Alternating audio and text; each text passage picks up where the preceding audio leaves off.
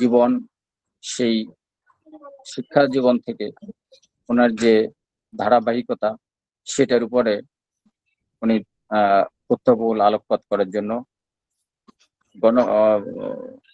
গণমুক্তি পত্রিকার সম্পাদক, বাংলাদেশ সুপ্রিম কোর্টের অ্যাডভোকেট, আমাদের ছোট দাদা উৎপল বিশ্বাস,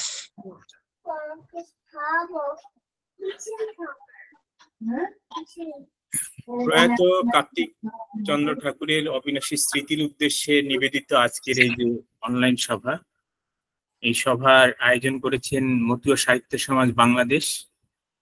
আজকের এই স্মরণ সভার পরম শ্রদ্ধাভাজন সভাপতি আমাদের সকলের শ্রদ্ধেয় শ্রী বিশ্বব্রত বাগচি। এখানে ঠাকুরের পরিবারের উপস্থিত আছেন, মাসিরা উপস্থিত আছেন, মেসুরা আছেন, মামা আছেন, এবং আমাদের সমাজের বাংলাদেশ, ভারত এবং আমেরিকা তিনটি দেশের প্রতিনিধি আমরা দেখতে পাচ্ছি। সকলের প্রতি বিনম্র শ্রদ্ধা জানাই। 1940 সালের 6 জুলাই থেকে 2024 সালের 24শে জুন, 84 বছর থেকে মাত্র 12 দিনের কম একটি জীবন। আমাদের যে বর্তমান গড় আয়ু, সেটার দিক থেকে সেটি ঠিকই আছে, কিন্তু আমাদের ছোট্ট একটি বেদনা এইখানে যে তিনি শেষ 10টি বছর তার সেই কর্ম চঞ্চল যে জীবন, তার যে প্রাণবন্ত কথা, সেটা আমরা সেইভাবে শুনতে পারি। সেটুকু দুঃখ আমাদের রয়ে গেল। যে সময়টাতে তিনি প্রাণবন্ত থাকলে, কথা বলতে পারলে, সভা সমিতিতে যেতে পারলে আমাদের এই আন্দোলন আরো অনেক বেশি বেগবান হতো, অনেক বিকশিত হতো। এই সভার শুরুতে আমি প্রথমেই দিদিমার কথা একটু বলতে চাই, এই কারণে যে তিনি বিগত 8 বছর একদিনের জন্য দাদুকে ছেড়ে কোথাও যাননি। তাদের মধ্যে যে সম্পর্ক, সেই সম্পর্কের কথা আপনারা বুঝতে পারেন তার সন্তানরা যেভাবে বলেছেন সেই জায়গা থেকে। ফলে দিদিমা এখানে স্নিগ্ধা মাসি আছেন, তো সেখান থেকে একটু শুনছেন তাদের যে দীর্ঘ দাম্পত্য জীবন, 1962 সাল থেকে। এত দীর্ঘ দাম্পত্য জীবন খুব কম লোকেরই থাকে। সেই দীর্ঘ দাম্পত্য জীবন যে কত নিবিড় ছিল, কত অটুট ছিল, সেটি তার শেষ 8 বছরে তার যে আচরণ, সেই আচরণ দিয়ে তিনি আমাদেরকে বুঝিয়েছেন। কার্তিক ঠাকুর সম্পর্কে এইটুকু আলোচনা বা এই ধরনের অনলাইন আলোচনা আমি সন্তুষ্ট না। আমি মনে করেছিলাম যে এটি একটি প্রস্তুতিমূলক আলোচনা, আমরা কিভাবে সমাবেশটি করব সেটির জন্য একটি আলোচনা। পবিত্র যখন কালকে বলেন, আমি সেটি মনে করেই বলেছিলাম ঠিক আছে আমি থাকবো। আজকে দেখলাম একটি পূর্ণাঙ্গ আলোচনা। এটি এই কারণে আমি সন্তুষ্ট না যে তার মতন একটি বর্ণাঢ্য জীবন, গ্রামের কৃষক থেকে শুরু করে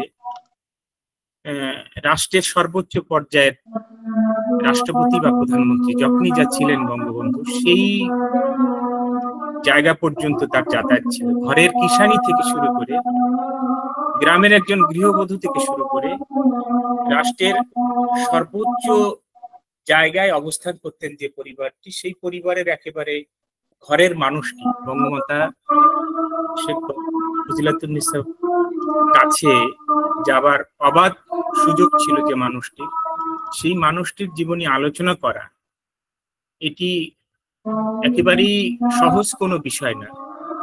তবে আজকে যতটুকু আমাদের আলোচনা করা দরকার সেটি হলো যে তার জীবনের ভিত্তিটা কে রচনা করে দিয়েছে। এই ভিত্তি রচনার ক্ষেত্রে, তার জীবনের ভিত্তি রচনার ক্ষেত্রে তার বাবা বিহারীলাল ঠাকুর, তার মায়ের অবদানের কথা আর একদিন বলা যাবে, সরোজিনী দেবী, কিন্তু বিহারীলাল ঠাকুরের আলোচনা ছাড়া কার্তিক ঠাকুরের জীবনের আলোচনা শুরুই করা যায়। আমি মাত্র 3টি ঘটনা বলবো, ছোট ছোট, তাতেই আপনারা বুঝতে পারবেন কেন আমি এই কথাটি বলছি। 1950 সালের দাঙ্গার সময় বিহারীলাল ঠাকুর তার পুত্রকে নিয়ে ভারতে গিয়েছিলেন, পড়াশোনা তাকে ভর্তি করিয়ে দিয়েছিলেন স্কুলে, এবং তিনি নিজে তার শ্বশুর সম্পর্কের দিক থেকে তার যে শ্যালকরা ছিল তাদের রাইস মিল ছিল, সেই রাইস মিলে কাজ করতেন। পরিবার তখন টিকারডাঙ্গায় ছিল। ইচ্ছে ছিল যে তিনি ধীরে ধীরে সেখানে প্রতিষ্ঠিত হবার পর পরিবার নিয়ে যাবে। 6 মাস অতিবাহিত হওয়ার পরে একদিন কার্তিক ঠাকুরকে তার শ্যালক বললেন যে আমাদের উদ্বাস্তু জীবন, এখানে প্রতিষ্ঠিত হতে হলে ছেলে কবে মানুষ হবে, চাকরি করবে, সেই দীর্ঘ সময় অতিবাহিত না করে কার্তিককে কালকের থেকে রাইস মিলের কাজে লাগিয়ে দাও, তাতে 2 পয়সা বেশি ইনকাম হবে, তুমি তাড়াতাড়ি বাড়ি করতে পারবা, জমি জমা রাখতে পারবে। বিহারীলাল ঠাকুর কথা শুনলেন, কিছু বললেন না।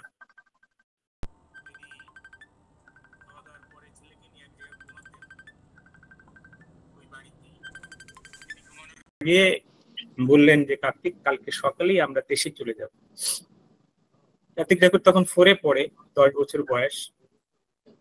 তো বললেন, বাবা আমরা তো এখানে আসছি, এখানে জায়গা রাখবো, বাড়ি করব, আমাকে স্কুল ভর্তি করাই দিচ্ছে, হঠাৎ করে আমরা কেন দেশে ফিরে যাব?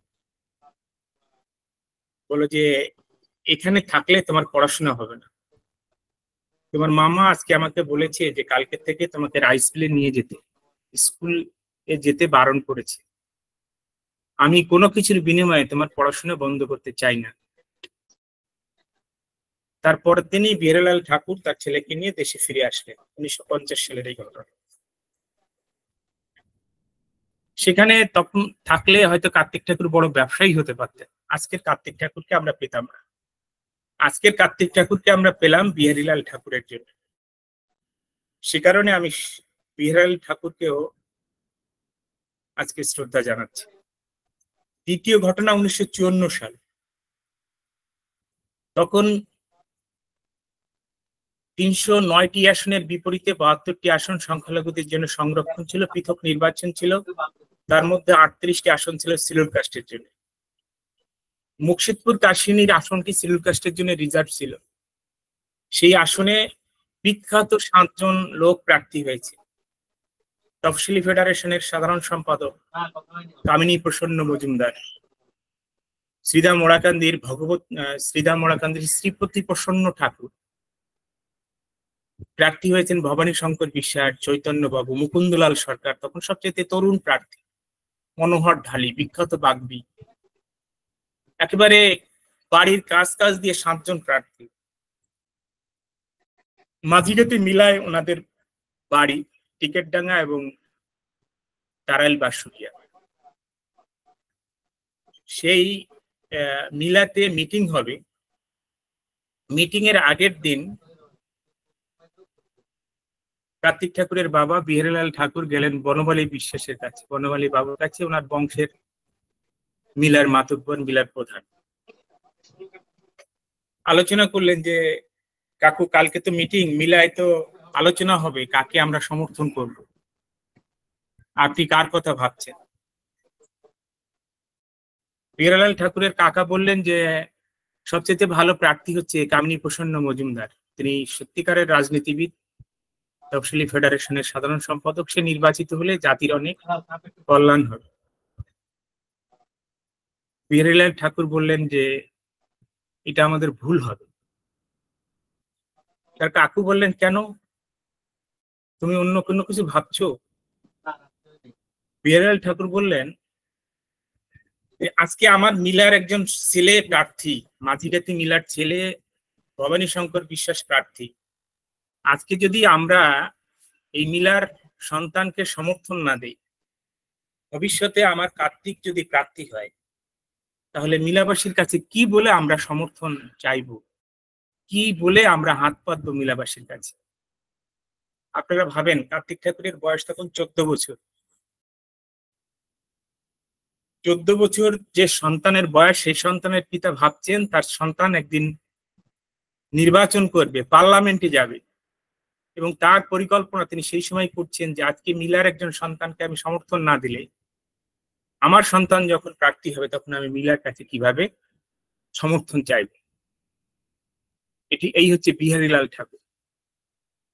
তৃতীয় ঘটনাটি বলবো, যেটি বলে রানা মামা দুঃখ প্রকাশ করেছেন যে আমার বাবা চাকরি করলে আমার বাবা অনেক কিছু করে যেতে পারতেন।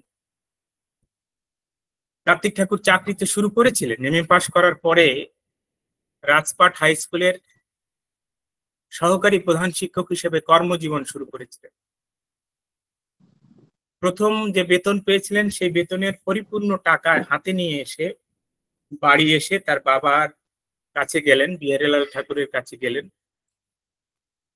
বাবা আমার বেতনের টাকা পুরোটা আমি নিয়ে এসছি। কারণ কার্তিক ঠাকুর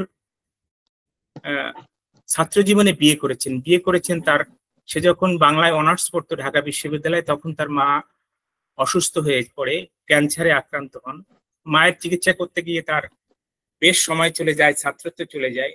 তারপরে তিনি প্লেন বিয়ে পরীক্ষা দেন এবং সেই সময় মায়ের মৃত্যুর 1 বছর পরে আমাদের যে আচার অনুষ্ঠান থাকে, সাধারণত অশৌচ 1 বছর পালন করি আমরা, 1 বছর পূর্ণ হবার পরে তিনি বিয়ে করেন এবং বিয়ের পিঁড়িতে বসে তিনি বিয়ে পাশের সংবাদ শোনেন। ফলে কার্তিক ঠাকুরের মনে একটা বিষয় রয়ে গেছে যে আমি ছাত্র জীবনে বিয়ে করেছি, তারপরে আমাকে বাবা বিয়ে পাশ করিয়েছে, এমএ পাশ করিয়েছে, বাবা আমার পরিবারকে, আমার সন্তানের জন্ম হয়ে গেছে, সেই সময়টা পর্যন্ত বাবা আমাকে এইভাবে সাপোর্ট দিয়েছে। ফলে আমি বেতনের পরিপূর্ণ টাকা বাবার হাতে তুলে দেব, বাবা নিশ্চয়ই অন্তত মনে করবেন যে কার্তিক অন্তত তার একটা বিবেক আছে, তার বোধ আছে। কিন্তু বিহারীলাল ঠাকুর এই টাকা গ্রহণ করলেন না।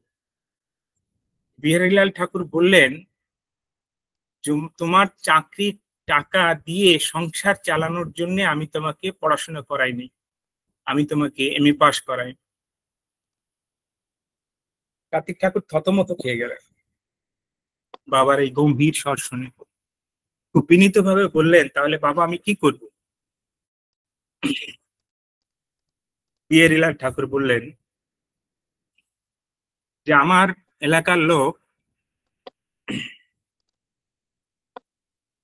1942 সালে একটি স্কুল করেছিল বাঁশুড়িয়াতে। 1947 সালে দেশভাগের কারণে স্কুলটা বন্ধ হয়ে গেছে। বন্ধ হয়েছে দুটি কারণে, ছাত্রেরও অভাব আছে, শিক্ষকেরও অভাব আছে, স্কুলটা পরিচালনা করার জন্য যোগ্য লোকের অভাব আছে। তুমি যদি পারো তাহলে আমাদের এই এলাকার মানুষের যে আশা আকাঙ্ক্ষার প্রতীক এই স্কুলটি, বন্ধ হয়ে যাওয়া স্কুলটি আবার পুনরায় চালু করে।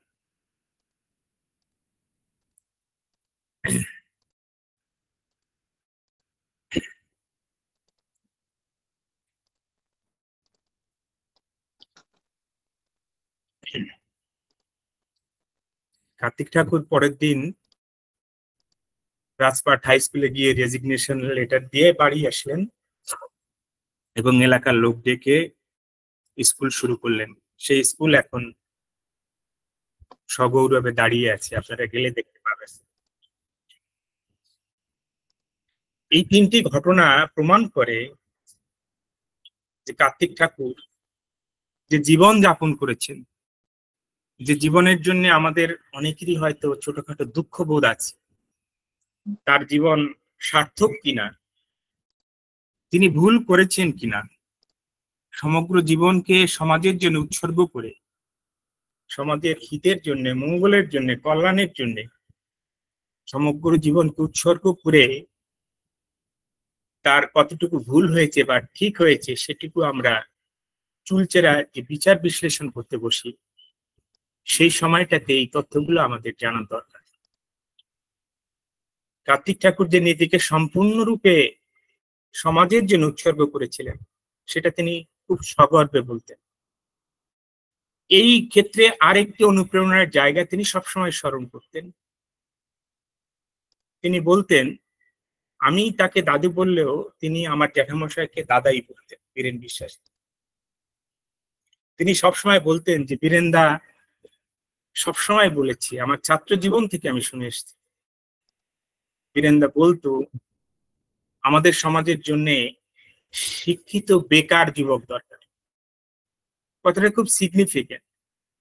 আমরা বেকার বললেই বুঝি একটা মানুষ শিক্ষিত, সে চাকরি না পেয়ে অন্য কাজ করছে, কিন্তু এখানে শব্দটা তারা খুব জোর দিয়ে ব্যবহার করতে, যে সমাজের জন্য শিক্ষিত বেকার যুবক দরকার। ফলে কার্তিক ঠাকুর এই যে শিক্ষিত বেকার থেকে গেলেন, সেটার জন্য বীরেন বিশ্বাসও দায়ী। ফলে কার্তিক ঠাকুরের জীবনের যদি কোনো ব্যর্থতা থাকে, সেটার জন্য দায়ী বিহারীলাল ঠাকুর, সেটার জন্য দায়ী বীরেন বিশ্বাসের মতন মানুষ, যারা তাকে অনুপ্রাণিত করেছিল এই সমাজের জন্য শিক্ষিত হয়ে বেকার থাকার জন্য। কার্তিক ঠাকুরের সঙ্গে বীরেন বিশ্বাসের একটা দীর্ঘ সম্পর্ক আছে। আজকে সেই সম্পর্ক আমরা আরেকদিন আলাপ করবো, কিন্তু কার্তিক ঠাকুরের জীবনী আলোচনা করতে গিয়ে আমাদের একেবারে মোটা দাগে কতগুলো বিষয় বোঝার দরকার। এক হলো, আমাদের সমাজে কোনো মানুষেরই যথার্থ মূল্যায়ন হয় না এ পর্যন্ত। আমরা এটা কেউ দুঃখ নেবেন না, এটা কার্তিক ঠাকুরের কথারই প্রতিধ্বনি হয়তো হবে। আমরা হয়তো ভাবি যে আমরা হরিচাঁদ ঠাকুর, গুরুচাঁদ ঠাকুরকে মূল্যায়ন করছি না, আমরা তাদেরকে ভগবান বানিয়ে রেখেছি। তাদের যে সংগ্রামী জীবন, যে বিরুদ্ধ পরিবেশে সংগ্রাম করে তারা এই সমাজকে মুক্ত করেছেন অধ্যত্ত দাসত্বের শৃঙ্খল থেকে, তাদের সেই সংগ্রামী জীবনের কোনো মূল্যায়ন আমরা করতে পারি। এইভাবে যদি আমরা পরবর্তী যে মানুষগুলো আমাদের সমাজে এসেছে তাদের কথাও বলি, ঠিক একই অর্থ বেরিয়ে আসে। বীরেন বিশ্বাস নিয়ে সামান্য কিছু কাজ হয়েছে, সেটা হয়তো ভারতে এখানে উপস্থিত আছেন ডক্টর সুবোধ বিশ্বাস, তিনি আছেন, কপিল কৃষ্ণ ঠাকুর আছেন, বা বাংলাদেশে তার কিছু ছাত্ররা আছে, সে কারণে একটু মূল্যায়ন হয়েছে। কিন্তু কার্তিক ঠাকুর থেকে শুরু করে আমাদের সমাজের যে মনীষীরা সমাজের জন্য তাদের জীবনকে উৎসর্গ করেছে, সেই মানুষগুলোকে মূল্যায়ন করতে হলে আমার প্রস্তাব হচ্ছে, একটি অনুষ্ঠান তো হবেই টিকেট টাকাতে। সেই অনুষ্ঠানটিকে সামনে রেখে আমি আগেও আলোচনা করেছি, আজকেও বলছি পরিবারের সদস্যদের সামনে, অমিতাভ মল্লিক এখানে আমাদের আলোচনার মাঝখানে মেসেজ দিয়েছেন যে কার্তিক ঠাকুরের যে রচনাবলী এবং কার্তিক ঠাকুরকে নিয়ে লেখা একটি স্মারকগ্রন্থ, এই দুটো জিনিস আমাদের প্রকাশ করার দরকার। আমাদের মাঝে এইগুলো প্রকাশের জন্য একটি মাত্র সার্বজনীন সংগঠন আছে, মতুয়া সাহিত্য সমাজ। এই দায়িত্বটা তাদেরকেই নিতে হবে। কোনো ব্যক্তি উদ্যোগে, পারিবারিক উদ্যোগে এ ধরনের কাজ সফল হতে পারে না। আমার প্রথম প্রস্তাবনা এটা থাকলো। কার্তিক ঠাকুর সম্পর্কে কিছু আলোচনা ইতিমধ্যে হয়ে গেছে, খুব গুরুত্বপূর্ণ কিছু আলোচনা হয়েছে। যেটা যেটা হয়নি আমি তার দু একটি উল্লেখ করি। বাংলাদেশের গণতান্ত্রিক সংগ্রামে 1960-এর দশকে যে গণতান্ত্রিক সংগ্রাম হয়েছিল, সেই সংগ্রামে কার্তিক ঠাকুরের একটা বড় ভূমিকা আছে, ছাত্র হিসাবে, পরবর্তীতে যুবনেতা হিসাবে, মুক্তিযুদ্ধের সংগঠক হিসাবে। কিন্তু বিস্ময়কর ভাবে দেখেন, যে রাজনৈতিক সংগঠনের সাথে যুক্ত থেকে তারা এই কাজটি করেছিলেন, বাংলাদেশ আওয়ামী লীগ এখন, যার নাম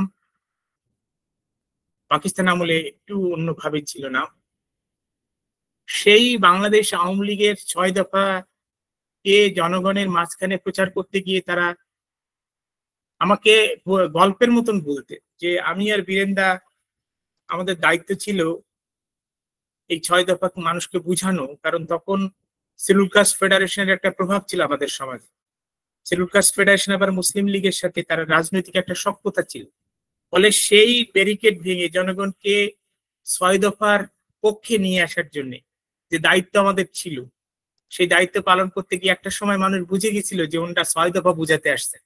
আমরা বাড়ির এক পাশ দিয়ে উঠলে অন্য পাশ দিয়ে বাড়ির পুরুষ সদস্যরা নেমে যেত, আমরা বাড়িতে গিয়ে শুধু মহিলাদের পেতাম। এইভাবে তারা 6 দফা প্রচার করেছে। সেই 6 দফা প্রচারের ফলে আওয়ামী লীগ যখন জনপ্রিয়তার একেবারে সর্বোচ্চ শিখরে, তখন এই শিডিউল কাস্টের অধিকার নিয়ে সেই আওয়ামী লীগের অবিসংবাদিত নেতার সাথে তাদের আলোচনা হচ্ছে।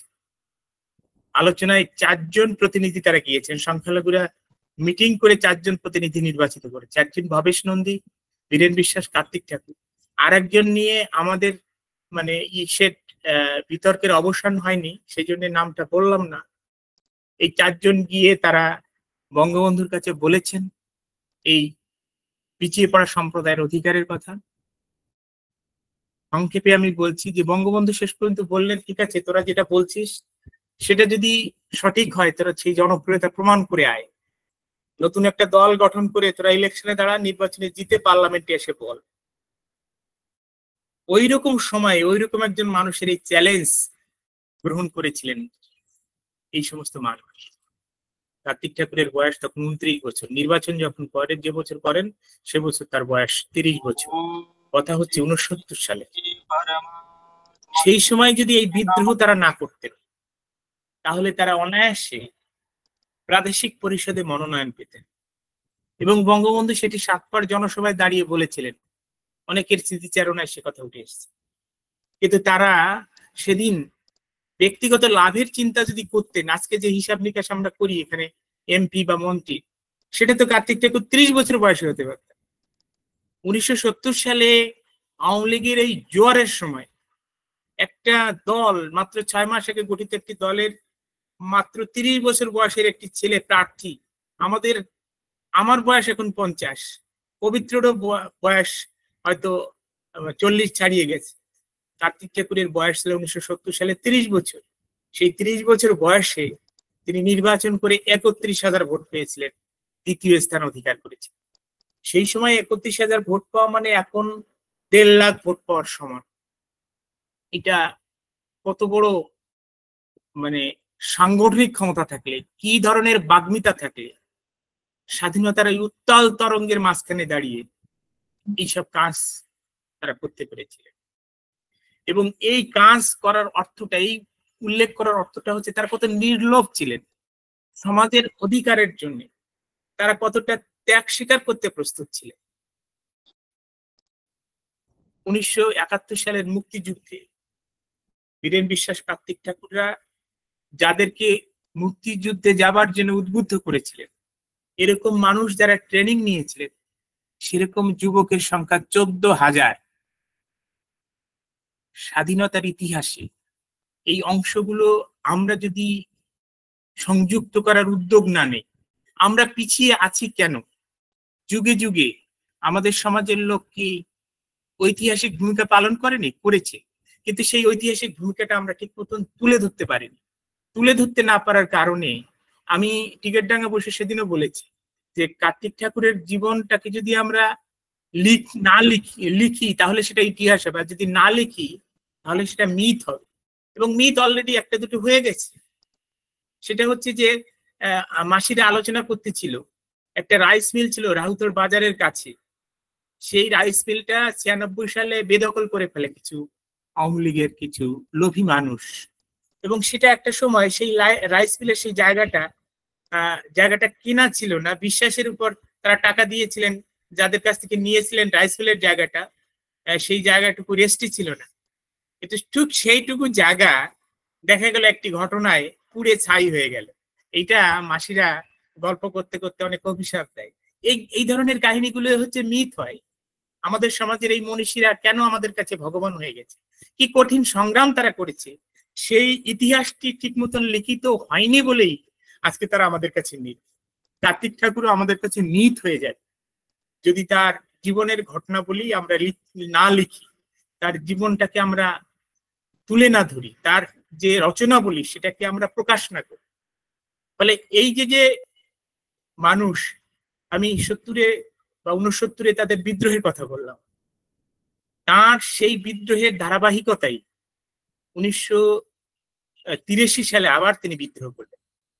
আমি বলেছিলাম এ কথা, অন্যরা বলতে সাহস পেত না। তাই আমি বলেছিলাম যে আপনি যদি আওয়ামী লীগের রাজনীতির সাথে যুক্ত থাকতেন, এই কথা আমি বলেছি 92 সালের পরে, কারণ আমার সাথে ছোটবেলা থেকেই, আমার যেহেতু দাদু হতো মাতুল বংশের দিক থেকে, আমি ছোটবেলা থেকেই তাকে দেখেছি, কিন্তু তার সাথে আমার ঘনিষ্ঠতা হয় আমার 9ম শ্রেণীতে ওঠার পরে। সেটি একটি ঘটনার ভিতর দিয়ে আমার একটি বই পড়ে, H.G. ওয়েলস এর টাইম মেশিন বই পড়ে, আমি ওই বই পড়ে শেষ করেছি, কিন্তু বইয়ের মর্মার্থ উপলব্ধি করতে পারছি, অথচ চারিপাশে কাউকে জিজ্ঞাসাও করতে পারছি। আমার কাকার সাথে এসে তিনি সাধারণত গল্প করতেন, আমরা প্রণাম করে সরে যেতাম। কিন্তু ওই দিন খুব সাহস করে আমি তাকে এই কথাটা জিজ্ঞেস করেছিলাম। আমি তখন 9-এ পড়ি, আর সম্ভবত তখন আমি 8-এ স্কলারশিপ পেয়েছি, সে কারণে ওই সাহসটা বেড়েছে, আমার একটু গুরুত্ব বেড়েছে পরিবারের বাইরে। আমি জিজ্ঞেস করলাম যে আমি একটা উপন্যাস পড়েছি কিন্তু তার অর্থ বুঝিনি। তো উনি বললেন, কি উপন্যাস, লেখকের নাম কি? একটু অবিশ্বাসের সুরে আমি বললাম, H.G. ওয়েলস এর টাইম মেশিন। উনি চেয়ারে বসা ছিলেন, উনি লাফ দিয়ে উঠলেন, একেবারে মানে মানে লিটারালি যেটাকে লাভ বলে সেটাই উনি দিলেন।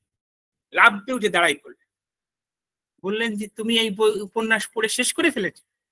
আগার থেকে একবারে প্রথম অক্ষর থেকে শেষ অক্ষর পর্যন্ত পড়ছো? আমি খুব দৃঢ়তার সাথে বললাম, হ্যাঁ আমি পড়েছি। আমাকে জড়িয়ে ধরলেন। এই ঘটনার পরের থেকে হচ্ছে তার সাথে আমার যোগাযোগ, এবং তারও কয়েক বছর পরে আমি তার বাড়িতে প্রথম যাই। সেটি তো পরে বলা যাবে। আমি বলছি এই কারণে যে এইরকম একটা মানুষ, তিনি কেন, কি কাজ করেন, তিনি কি প্রতিক্রিয়া ব্যক্ত করেন, সেটা আমাদের বোঝার দরকার। আমরা তার রাজনীতিকে ভুলভাবে উপস্থাপন করছি। তিনি একটি রাজনীতি করেছেন সারা জীবন। এটার একটি ছোট গল্প আছে আমার জীবনে। উনি ঢাকা যেতেন সাতপাড় হয়ে, যাবার সময় আমি বা আমার কাকু সত্যেনবাবু দেখা করতাম, অথচ আমাদের পরিবার আওয়ামী লীগের রাজনীতির সাথে যুক্ত। কাকু ইউনিয়ন আওয়ামী লীগের সেক্রেটারি। আমরা উনি বসে থাকতাম ওনার জন্য সাতপাড়ে, উনি বাসে ওঠার আগ পর্যন্ত বসে থাকতাম। আবার ঢাকা থেকে কবে আসবে বলে দিতেন, সেই দিন আমরা থাকতাম, অপেক্ষা করতাম সাতপাড়ে। উনি নামতেন, দেখা করে কথা বলে ওনাকে টাবুরে তুলে দিতাম, বা আমাদের বাড়িতে যেতেন, সেখান থেকে যেতেন। এখন ওখানে যারা বিএনপি করে, এটা আমার অনার্স লাইফ 91 থেকে 96-এর ভিতরে একটি ঘটনা। তারা বিরক্ত। একদিন আমি বারবার চার দোকানে আসতেছি, জিজ্ঞেস করছি এই বাসে আসছি কিনা, এই বাসে আসছি কিনা। 2-3 বার আসার পরে আমি নাম বলবো না, সাতপাড়ার 2 বিএনপির নেতা আমাকে ধমক দিলেন, হেই তোমাদের পরিবার আওয়ামী লীগ করে, তোমরা আওয়ামী লীগ করো, তোমরা আবার আমাদের নেতার খোঁজ নেও কেন? আমরা একটু ওনার সাথে ঘুরবো ফিরবো, একটু আমাদের কাজ কারবার থাকে, তোমরা কি জন্য এত বারবার আসো আমাকে ডিস্টার্ব করো? আমি তখন খুব হালকা পাতলা ছিলাম, অনার্স পড়তাম। তা আমি বললাম, তাই নেই, আপনারা কার্তিক ঠাকুরের বিএনপির নেতা বলতেছে আর আমাকে আওয়ামী লীগ বলতেছে। তা আমি তো এগুলো জানি না, আমি তো জানি কার্তিক ঠাকুরও গণমুক্তি দল করে, আমিও গণমুক্তি দল করি, সেই জন্য আমাদের যোগাযোগ। আমি একটু ডাটের মাথায় কথাটা বলে বেরিয়ে গেলাম। পুরো চায়ের দোকানে একটা শোরগোল পড়ে গেল যে ওরে ঘাটাতে গেছে কেন। এই যে যে কথাটি আমি বলেছি সেটি হয়তো তাৎক্ষণিকভাবে বলেছিলাম, কিন্তু আমার মনে হয় এই কথাটি সঠিক। যে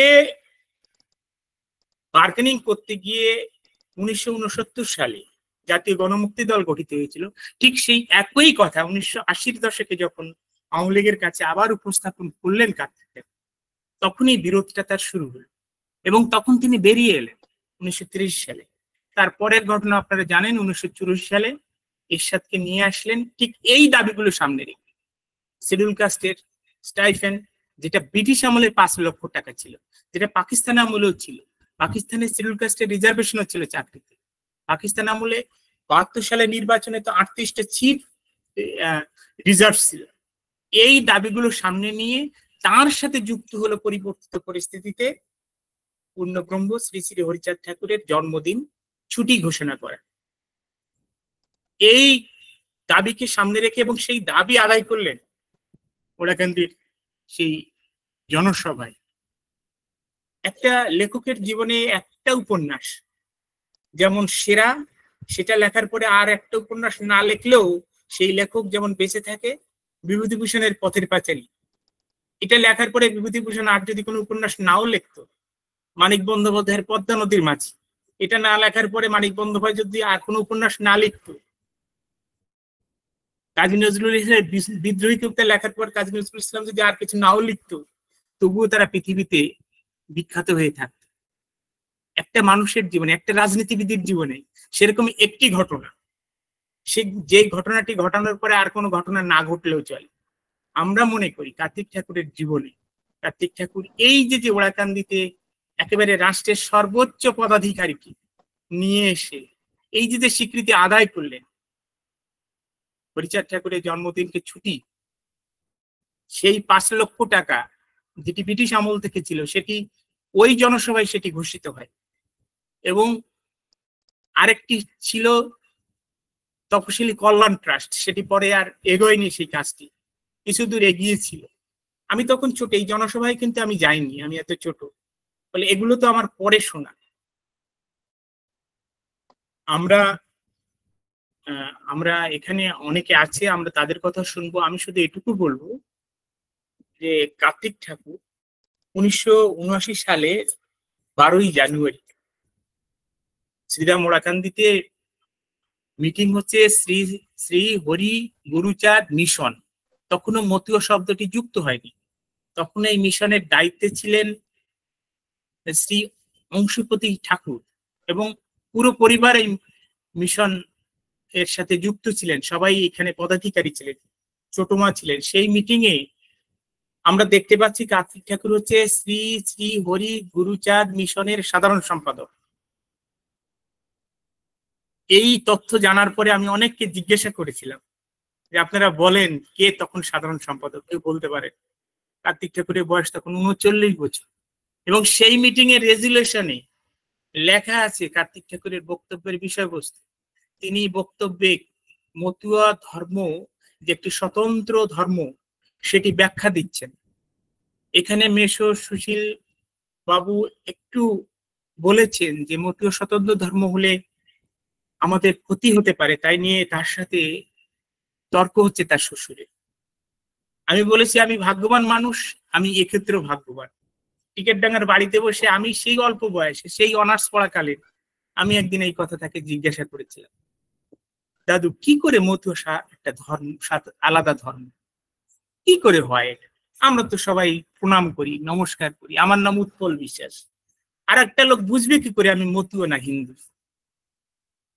উনি ওনার বাড়ির পশ্চিম পাশের দিকে, বাড়ির একটা অনেকগুলো কলা গাছের একটা ইয়ে আছে, ঝাড় আছে, সেখানে নিয়ে গেলেন। আমাকে বললেন এখানে কয়টি কলা গাছ আছে গুণ। আমি গুনে বললাম 11টা কলা গাছ। উনি আমাকে বললেন যে 11টা না, একটা কলা গাছ। আমি বলি 11টা কলা গাছ গুনে গুনে দেখাই, আর উনি হাসি এসে বলে একটা কলা গাছ।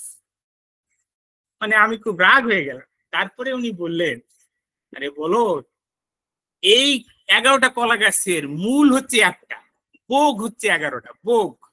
11টা বোগের থেকে 11টা কলা গাছ হয়েছে। আমরা বাইরের থেকে দেখতেছি 11টা গাছ, কিন্তু এর মূল শিকড় এক। ভারতীয় সংস্কৃতিতে বৈষ্ণব ধর্ম আছে, শিখ ধর্ম আছে, বৌদ্ধ ধর্ম আছে, সনাতন ধর্ম আছে, সাংখ্য দর্শন আছে। সব কিছুর উৎপত্তি হচ্ছে ভারতীয় সংস্কৃতি থেকে। ফলে মতীয় ধর্ম যদি সেই রকম একটি স্বতন্ত্র ধর্ম দর্শন হয়, তাতে মূলের কোনো ক্ষতি হবে না, কিন্তু এতে একটা বৈচিত্র্য থাকবে। সেই বৈচিত্র্যের ভিতর দিয়ে নিপীড়িত মানুষের মুক্তির কথা বলা যাবে। এই হচ্ছে কার্তিক ঠাকুর। কার্তিক ঠাকুর সম্পর্কে আমি শেষ কথাটি বলে আপনাদের কাছে চলে যাব। সেটি হচ্ছে আমাদের মাঝখানে এখন একটা দারুণ একটা বিতর্ক তৈরি হয়েছে, যেটি কার্তিক ঠাকুরের পাঠের মধ্য দিয়ে এই বিতর্কের অবসান হবে। সেটি হচ্ছে মতুয়াবাদের সাথে আম্বেদকর বাদের একটা বিতর্ক। এই বিতর্ক তৈরি হবার জন্য দায়ী হচ্ছে ভারতবর্ষের যারা আম্বেদকরবাদী, তারা তারা আম্বেদকরবাদের চূড়ান্ত পরিণতি হিসাবে বৌদ্ধ ধর্ম গ্রহণটাকে ঘোষণা করতে চায় মাঝে মাঝে। এটা মারাত্মক রকমের একটি বিভ্রান্তি।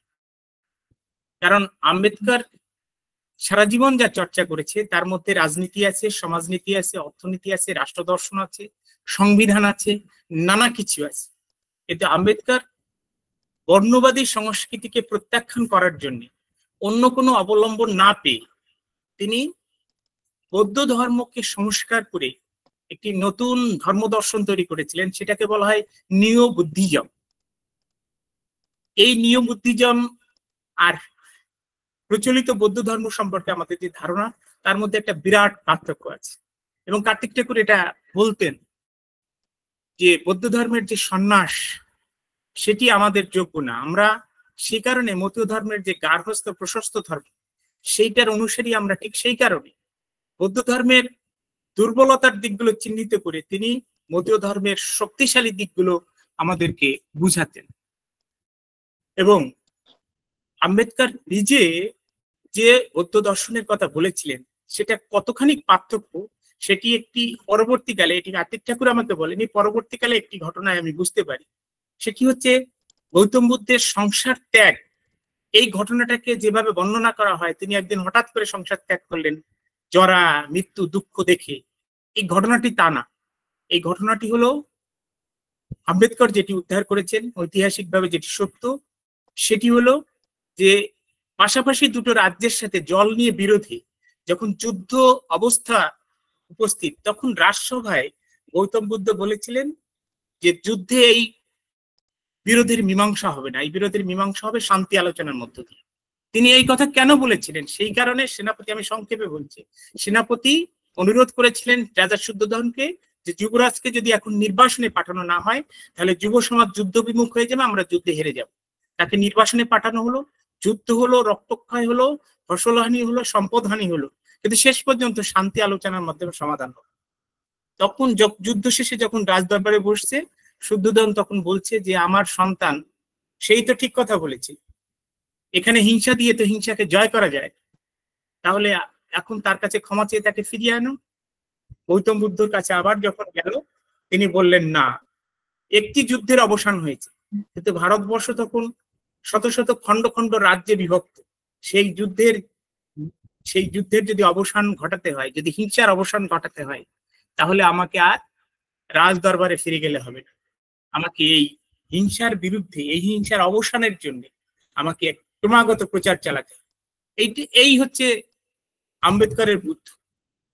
সেই বুদ্ধ এবং আম্বেদকর এই জায়গায় কার্তিক ঠাকুর যেভাবে বুঝেছিলেন, বরং সেই বোঝাটাকে যদি আমরা বুঝতে পারি তাহলে যারা আমাদেরকে বিভ্রান্ত করতে চায় তাদের সুন্দর করে আমরা জবাব দিতে পারবো। আমরা কারোর সাথে অহেতুক বিতর্কে না জড়িয়ে আসুন আমরা কার্তিক ঠাকুরের চর্চার মধ্য দিয়ে, এবং এখানে সম্ভবত আমাদের ইসের মাঝখানে, আমাদের আলোচনার মাঝখানে কপিল দা এসেছিল কিনা, উনি ভালো বলতে পারতেন, ওনার কাছে একবার আমরা আলাদাভাবে এই বিষয়গুলো শুনে নিতে পারলে ভালো হয়। যে কারণে আমি একটু প্রস্তাব দিয়ে রেখেছি মাঝে মাঝে সবার কাছে যে মতুয়া কনভেনশনের মাধ্যমে আমাদের কিছু কিছু বিষয়ের মীমাংসা করার দরকার। কারণ ভারতে এখনো কপিল কৃষ্ণ ঠাকুরের মতন ব্যক্তি আছেন। কার্তিক ঠাকুর সচল থাকলে, সে এই বিষয়গুলোর উপর বক্তব্য রাখতে পারলে কনভেনশনে, তাহলে অনেকগুলো প্রশ্নের আমরা সুন্দর মীমাংসা করতে পারতাম, কিন্তু সেটি আর সম্ভব না। কিন্তু তিনি না থাকলেও আমি শেষ কথা যেটি বলবো যে এই ধরনের মানুষ মৃত্যুর সাথে সাথে শেষ হয়ে যায় না। মাসি যে হাহাকারটা করেছে যে আর কাকে বাবা বলে ডাকবে, কিন্তু আসলে তার বাবা দুই ভাবে বেঁচে থাকবে। একভাবে বেঁচে থাকবে তার রক্তের উত্তরসূরিদের মাধ্যমে, তাদের দেহ, তাদের চলাবলা, তাদের হাসি কান্নার মধ্য দিয়ে, তাদের প্রত্যেকটি কাজের ভিতর, তাদের কথা বলার ভিতর। আমি তো ছোট মাসির সাথে কথা বলে আমি খুব ইমপ্রেসড হয়েছি এবার, যে তার মধ্যে তার বাবার প্রতি যে তার যে আকর্ষণ, এবং সে যেভাবে এখন এই কথাগুলো বলে, আমার মনে হয় যে একটা বিস্ফোরণ ঘটতে পারে যদি এই পরিবারটি শুধু কার্তিক ঠাকুরের চর্চাটা সঠিকভাবে করতে পারে। এখানে আমার ভাইদের কথা শুনলাম, বড় মাসির ছেলেদের কথা শুনলাম, তাদের মধ্য দিয়ে কার্তিক ঠাকুর বেঁচে থাকতে পারে, কার্তিক ঠাকুরের পুনর্জন্ম হতে পারে। আমরা অন্য ধর্মে যেভাবে পুনর্জন্মের কথা বলি, আমাদের মতীয় ধর্মের মধ্যে পুনর্জন্মের একটা নতুন সংজ্ঞা দরকার।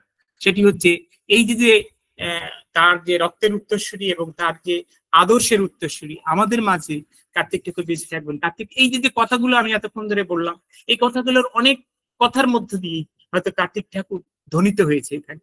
সে কারণে কার্তিক ঠাকুরের মতন মানুষ, বীরেন বিশ্বাসের মতন মানুষ, হরিচাঁদ গুরিচাঁদের মতন মানুষ, তারা তাদের দেহ অবসানের সাথে সাথে তারা পৃথিবী থেকে শেষ হয়ে যান না, নিঃশেষ হয়ে যান না।